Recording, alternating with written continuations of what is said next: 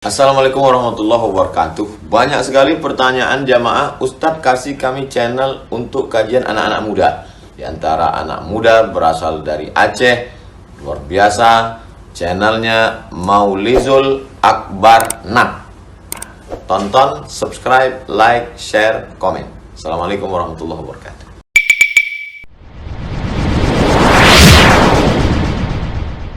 Assalamualaikum warahmatullahi wabarakatuh. Alhamdulillah Rabbil Alamin. Wabihi nasta'in ala umuri dunia wa din.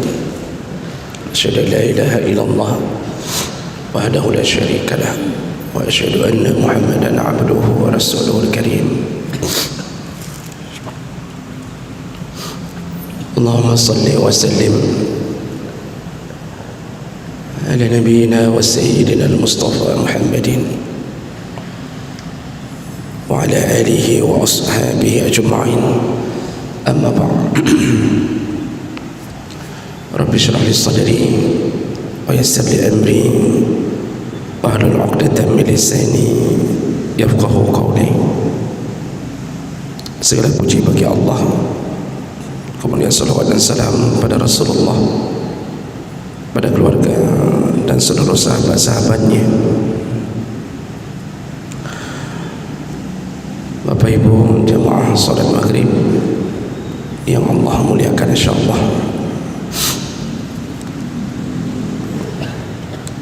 di pertemuan kita yang lalu kita sedang membahas tentang bab keutamaan orang-orang yang bersabar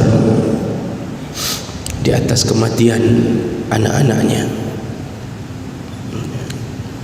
terutama anak-anak yang meninggal sebelum balighnya. Nabi SAW menyebutkan dalam hadis yang pertama yang kita baca bahwa barang siapa dari kalangan kaum muslimin yang Allah jemput anaknya, Allah matikan anaknya, 3 orang, maka atau salah satu dari 3 orang, maka seandainya pun orang tuanya masuk neraka, maka dia hanya sebentar saja kalau dia sabar di atas musibah Allah terhadap meninggalnya anak. Artinya seandainya pun dia ada dosa, lalu ditakdirkan dia masuk ke dalam neraka, namun karena dia sabar, maka Allah masukkan dia ke neraka sebentar saja. Lalu hadis kedua yang kita baca, seorang perempuan menghadap Nabi SAW, lalu kemudian perempuan itu mengatakan bahwa sudah 3 orang anakku yang meninggal ya Rasulullah. Nabi langsung mengatakan, ihtadarti bihidarin syadidin minan nar. Engkau telah membuat satu benteng atau perisai yang paling kuat dari api neraka. Artinya 3 orang anaknya meninggal menjadi perisai untuknya, dia tidak akan masuk neraka kalau dia sabar di atas kejadian itu.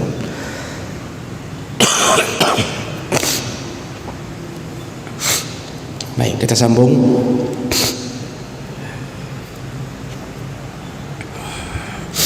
Hadis berikutnya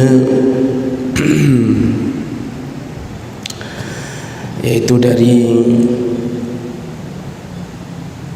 Khalid Al-Abasi qala mata ibnun li fawajadtu alayhi wujdan shadidan. Aku telah ditinggalkan oleh anakku satu orang. Jadi kata Khalid, anakku telah meninggal satu orang, anak laki-laki.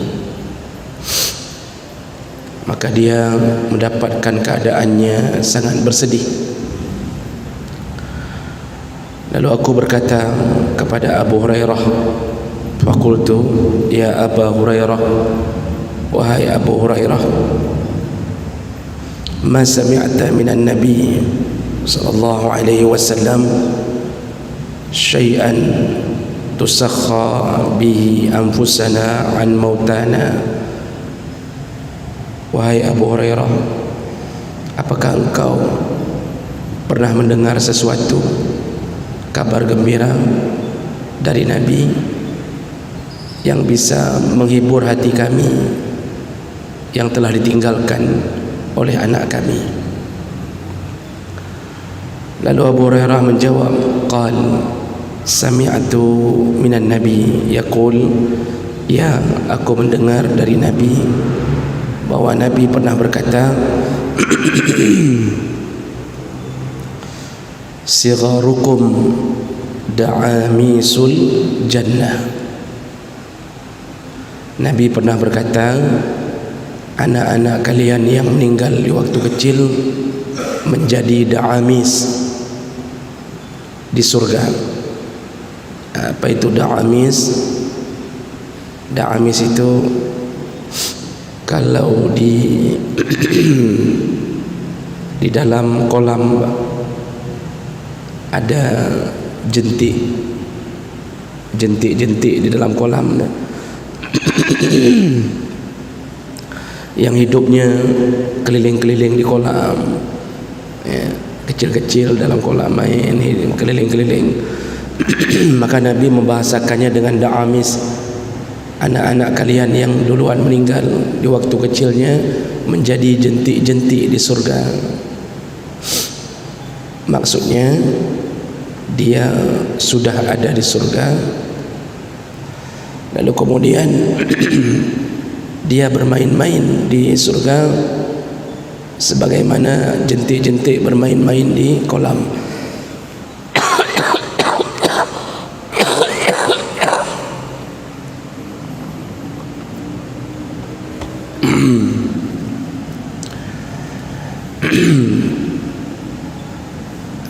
Dan ini sebenarnya kabar gembira.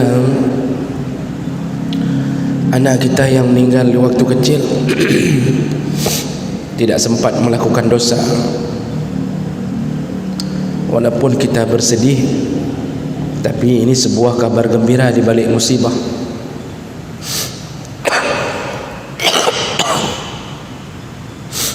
Setiap musibah yang Allah beri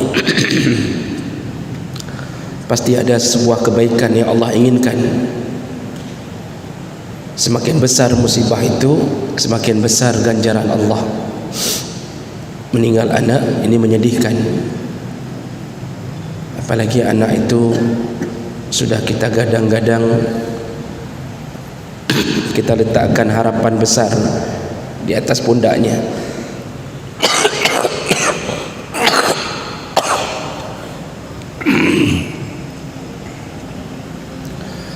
Apalagi kalau satu-satunya anak laki-laki. Kita sudah berbisik-bisik dengan isteri kita, insya-Allah anak kita yang laki-laki ini nanti jadi pembela keluarga. Dia yang akan mengasuh adik-adiknya yang perempuan.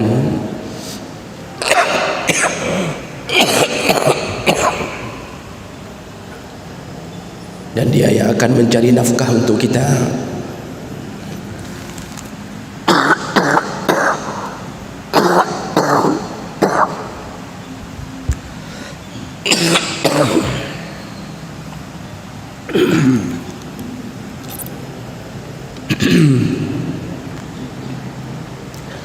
Di banyak harapan tiba-tiba meninggal. Jadi bayangkan bagaimana perasaan orang tuanya. Tapi kita terima ketentuan Allah ke atas kita. Disitulah Allah beri kemuliaan anak kita itu yang meninggal sebelum baligh mereka menjadi jentik-jentik di dalam surga, bermain-main, sampai kapan? Sampai orang tuanya datang ke pintu surga dan mereka menjemputnya. Berarti nanti kita bertemu kembali dengan anak-anak kita itu. Perpisahan di atas dunia hanya perpisahan sementara. Dipastikan kita akan bertemu dengan anak-anak kita kembali. Kemudian dalam hadis yang lain, hadis dari Jabir bin Abdullah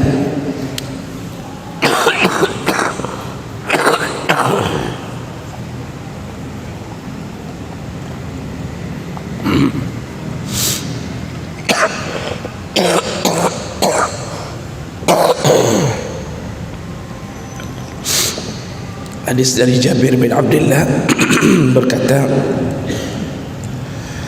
sami'tu Rasulullah sallallahu alaihi wasallam yaqul, aku pernah mendengarkan Rasulullah berkata,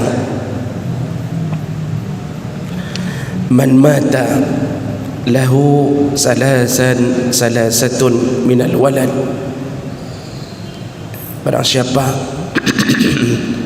yang anaknya meninggal 3 orang di waktu kecil, fa'ahtasabahum dakhalal jannah, dan dia bersabar, maka dipastikan orang tuanya pun masuk surga kalau meninggal 3 orang.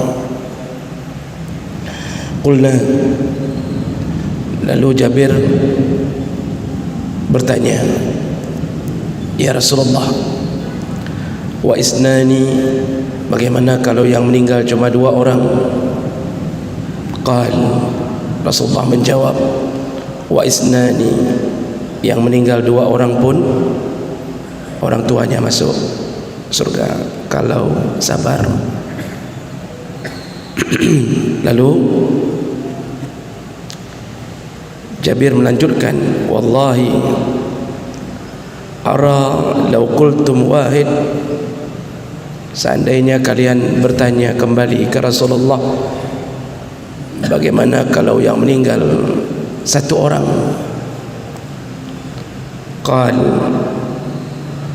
laqala ana adhunnuhu wallah, maka aku yakin Rasulullah menjawab dengan jawaban yang sama.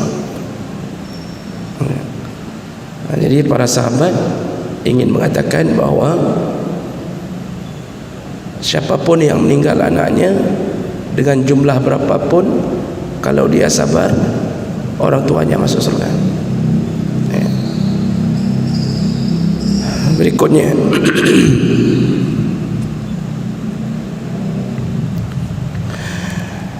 dalam hadis dari Abu Hurairah yang lain, ja'at imra'atun ila Rasulillah, datang seorang perempuan menghadap ke Rasulullah. Faqalat, perempuan itu berkata, ya Rasulullah, inna la naqdiru alaika fi majlisika. Ya Rasulullah, kami para perempuan ni, kami tidak bisa hadir selalu di majlismu. Artinya kami tidak bisa selalu menjumpaimu, kami tidak bisa ikut pengajian bersamamu. Kata si perempuan, fawa'idna yawman na'tika fi, buatlah sebuah janji dengan kami, kapan kami bisa bersamamu. Artinya karena kami enggak selalu bisa bersamamu di masjid, maka buatlah janji kapan kami perempuan bisa berkumpul untuk mendengarkan nasihatmu ya Rasulullah. Faqal, Rasulullah berkata, mau'idukunna baitu fulan, berkumpullah di bait si fulan. Ada yang mengatakan bait fulan itu Baitul Arqam, rumahnya Arqam. Jadi perempuan-perempuan disuruh berkumpul di satu tempat untuk mendengarkan nasihat Nabi sallallahu alaihi wasallam. Kalau yang laki sudah biasa di masjid. Faja'ahunna lizalikal wa'di, maka berkumpullah para perempuan di hari yang telah ditentukan oleh Nabi sallallahu alaihi wasallam. Wa kana fima haddatsahunna, nah ketika sudah berkumpul, nasihat Nabi kepada mereka adalah ma min kunna imra'atun yamutu laha salasun minal walad fatahtasibuhum illa dakhaltil jannah. Jadi nasihat Nabi kepada semua perempuan, siapapun di antara kalian wahai perempuan yang punya anak, lalu Allah cabut nyawa anaknya, 3 orang, lalu engkau bersabar di atas musibah itu, illa dakhaltil jannah, maka dipastikan engkau masuk surga. Jadi maksudnya bukan anaknya pasti masuk surga. Kalau anak memang sudah jatah surga, karena mereka meninggal dalam keadaan fitrah, belum baligh. Tapi yang dipastikan masuk surga ibunya. Faqalat imra'atun, lalu ada perempuan, seorang perempuan lain bertanya, au isnani, bagaimana yang meninggal kalau cuma 2 orang ya Rasulullah? Qala au isnani, 2 orang pun ibunya masuk surga kalau sabar. Jadi ini nasihat Nabi kepada para ibu-ibu perempuan untuk bersabar kalau diberi musibah meninggalnya anak. Kenapa nasihat Nabi ke ibu-ibu langsung ini? Karena biasanya yang paling banyak mengalami ujian di waktu meninggalnya anak adalah perempuan. Karena dia yang mengandung, dia yang menyusui, dia yang paling dekat dengan anak itu. Bahkan ASINya mengalir ke dalam tubuh anak itu. Kasih sayangnya kepada anak itu lebih besar daripada kasih sayang seorang ayah. Makanya wajar seorang perempuan kalau meninggal anak pingsan, nanti sadar lagi, pingsan lagi, nanti nangis terus-terusan, seminggu itu enggak berhenti-berhenti nangis. Oleh karena itu Rasulullah menjanjikan kepada mereka sebuah kabar gembira bahwa mereka akan dijamin surga.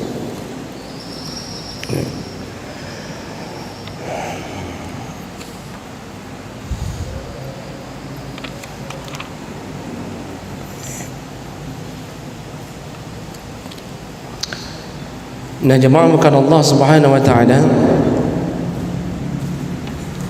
hadis yang terakhir tentang masalah kesabaran ketika ditimpa musibah ini, yaitu Rasulullah sallallahu alaihi wasallam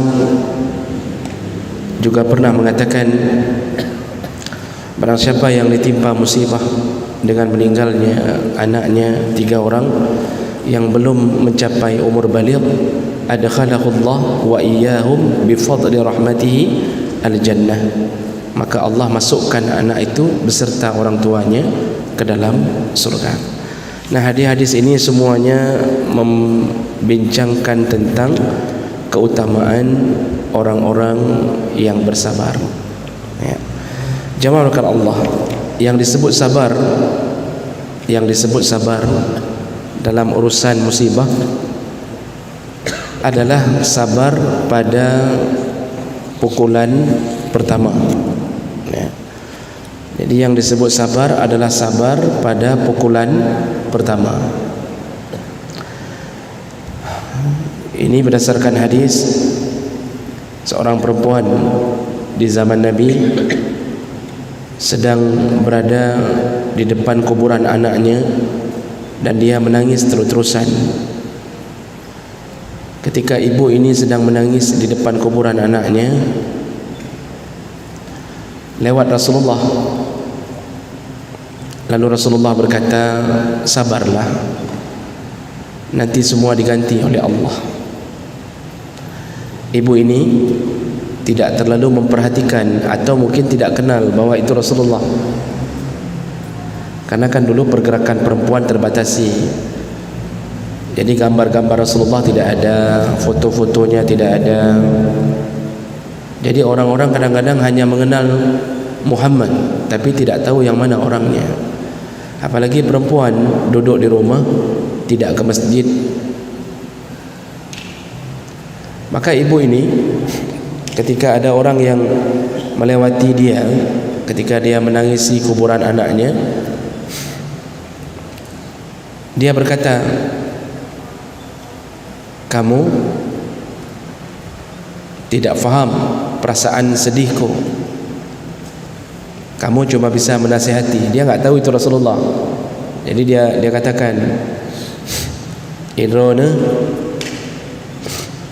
anak mufum kiban takit adilu. Itu maksudnya, kamu tidak faham bagaimana sedihnya hatiku. Lalu Rasulullah enggak jawab apa-apa. Itu sifat Rasulullah. Rasulullah kalau sudah dilawan enggak jawab. Mungkin kalau kita seperti itu, kita nasihati, lalu dia bilang, ajak ke dia, nak mupu gop dengan sedih, orang sedang sedih, kamu nasihat, kamu enggak faham ke mana sedihnya kami. Mungkin kita akan mengatakan, alah menyanpih, kan begitu kan.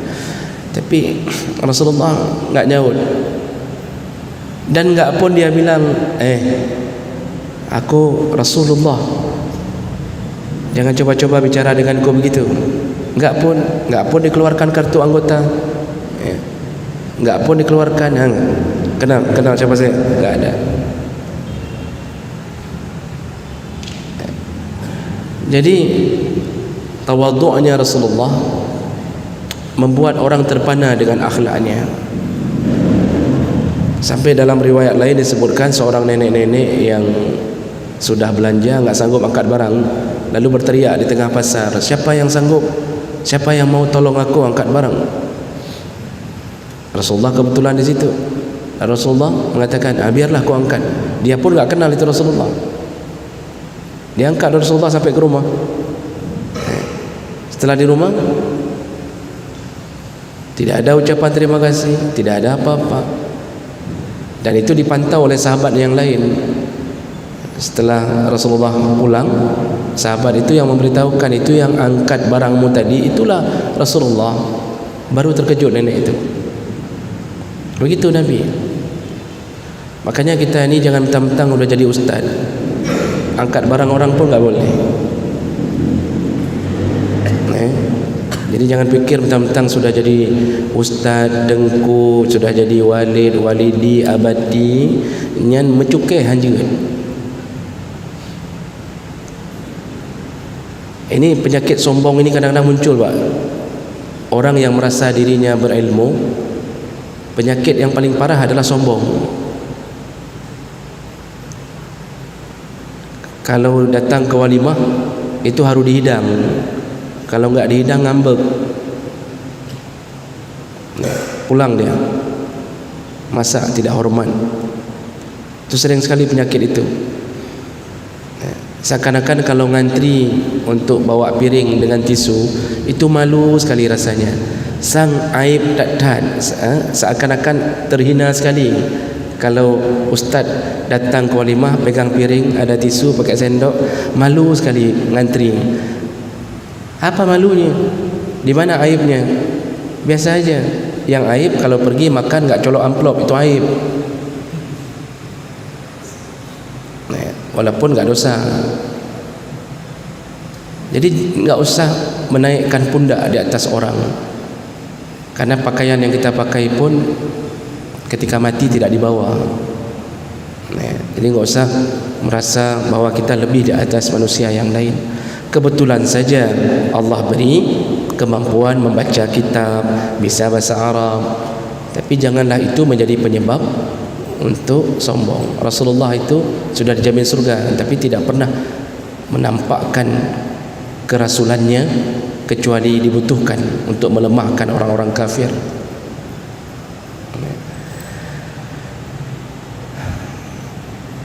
Jadi kemudian Rasulullah sallallahu alaihi wasallam dalam urusan dengan perempuan tadi yang menangisi kuburan anaknya, setelah dimarahi oleh perempuan tadi, Rasulullah lewat saja pulang. Ternyata ada sahabat di belakang yang mendengar bahwa perempuan itu memarahi Rasulullah karena tidak tahu bahwa itu Rasulullah. Lalu sahabat itu memberitahu ke perempuan itu, kamu tahu siapa yang memberimu nasihat tadi untuk bersabar? Aku tidak tahu, kata perempuan itu. Itulah Rasulullah. Begitu dibilang itulah Rasulullah, langsung terpancat. Perempuan ni terpancat apa lagi bahasa Indonesianya? Terpanjat, kok terpanjat? Terperanjat. Alah terperanjat, terkejut. Yang dia marahi tadi adalah Rasulullah. Langsung di saat itu dia tinggalkan kuburan anaknya, dia datangi rumah Rasulullah, dia ketuk pintu, dia minta maaf. Dia bilang, maafkan aku ya Rasulullah, aku tidak mengenalmu. Apa jawaban Nabi dalam hadis itu? Nabi hanya menambah nasihat dengan mengatakan, innamas sabru fis sudmatil ula. Sabar itu pada pukulan pertama. Jadi yang dinamakan sabar pada pukulan pertama, maksudnya ketika dikabarkan anak kita meninggal melalui telepon, anak kita kecelakaan, ditelepon dari rumah sakit, benar ini dengan bapak fulan, anak ayah dari ini fulan, anak bapak sudah meninggal, sekarang di rumah sakit, tolong dilihat. Ya. Apa yang kita lakukan di saat dengarkan itu? Ya. Kalau kita langsung tidak terima, mana mungkin? Tadi pagi dia di sekolah sehat-sehat saja. Tak mungkin nih. Kamu bohong, pasti kamu pembohong ya. Begini ya. Kita mulai menolak takdir itu. Lalu kita mulai mencaci-caci. Orang itu mencoba meyakinkan benar anak bapak ini sudah meninggal. Lalu dikirimkan KTP yang di dompet dia atau dikirimkan fotonya. Kita tidak terima. Itu tidak disebut sabar. Kita baru terima hari ketiga. Udah capek nangis, udah capek meratap, udah capek naik-naik ke atas genteng, ya, udah capek terbang sana terbang sini, pingsan ada 1500 kali, ya. Baju kita robek-robek, rambut kita cakar-cakar, udah capek. Hari ketiga baru kita bilang sama orang, saya sudah terima, saya terima semua ketentuan Allah. Itu udah capek itu, Pak. Udah lemih dia. Itu tidak disebut sabar. Itu yang perlu kita tahu. Itu enggak disebut sabar. Sabar pada pukulan pertama. Begitu dikasih nampak foto anak kita meninggal, ini mayatnya, langsung terucap, alhamdulillah, inna lillahi wa inna ilaihi raji'un. Begitu dapat kabar, langsung serahkan diri pada Allah. Allah mengatakan, wa iza sabathum musibah qalu inna lillahi wa inna ilaihi raji'un. Kalau itu yang kita ucapkan langsung, ulaika alaihim salawatun min rabbihim, maka mereka langsung mendapatkan doa keselamatan dari Tuhannya. Makanya ciri-ciri orang sabar itu kalimat pertama yang keluar innalillah. Di hari pertama dia tahu air mata boleh mengalir, hati boleh berdetak kencang, tapi akal, otak itu tetap harus sehat. Tetap harus terima, engkau telah ambil anakku ya Allah. Kalau perlu tingkatkan dari sabar menjadi syukur. Nah, ini level paling tinggi menerima musibah. Ya. Dia ada level, kalau kata para ulama, level pertama itu sabar. Ya. Orang yang bisa menerima ketentuan Allah, level pertama sabar. Sabar itu artinya dia mau tidak mau dia terima, walaupun hatinya merasa ini kok kayak gini kejadiannya, kenapa enggak anak orang lain yang batat-batat itu aja, kenapa anak saya yang jamaah selalu yang diambil Allah, tapi dia tahan. Itu sabar namanya. Hati main terus tapi dia tahan, itu sabar. Level kedua naik, yaitu ridha. Ridha itu hatinya, lisannya menerima, enggak dikacaukan dengan keadaan. Seharusnya kan enggak kayak gitu, enggak dikacaukan dengan itu, dia terima. Itu level kedua, ridha. Tapi yang paling tinggi level orang menerima musibah adalah naik ke syukur. Di atas ridha, dia bersyukur di atas apa yang Allah beri di atas musibah, seperti dia mensyukuri nikmat. Kalau kita dapat gaji, Pak, kan terucap alhamdulillah, KTB gaji alhamdulillah, udah keluar uang alhamdulillah. Gaji 13 sudah, gaji 14 sudah, nanti ada 14,5, ada 15, macam-macam. Kita kan selalu bersyukur kan. Kayak mana caranya kalimat itu keluar waktu anak meninggal? Dalam kepala kita seakan-akan Allah memberi nikmat, seakan-akan kita ingin mengatakan terima kasih ya Allah, engkau mencabut nyawa anakku sebelum dia mendurhakaiku. Terima kasih ya Allah, engkau mencabut nyawa anakku sebelum sempat dia berbuat dosa.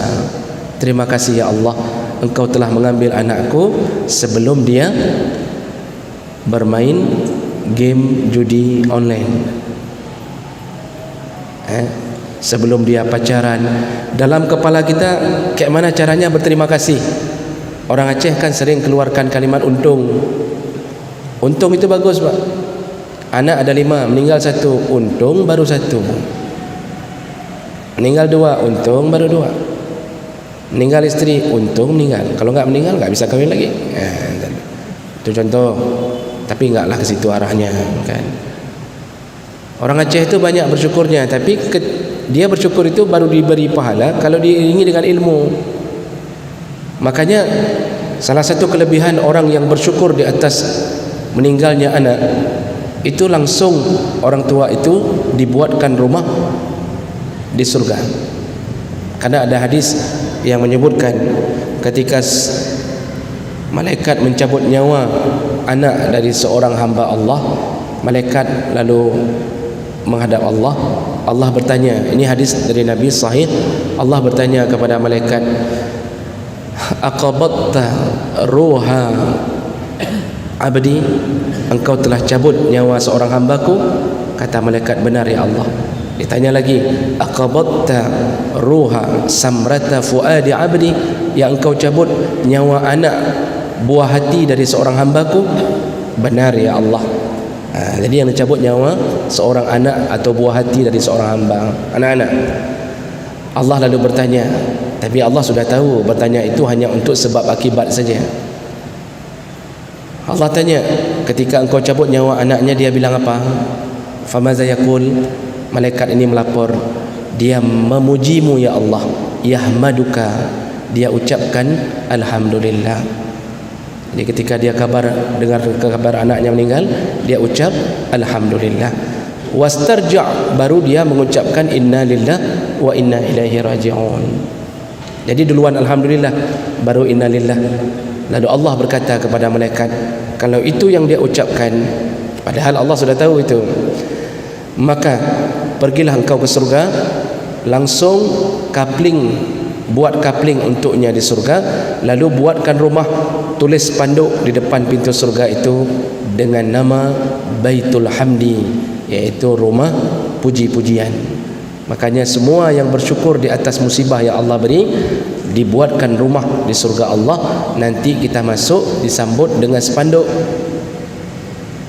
tertulis Baitul Hamdi, rumah puji-pujian. Karena kita dalam musibah pun masih muji Allah.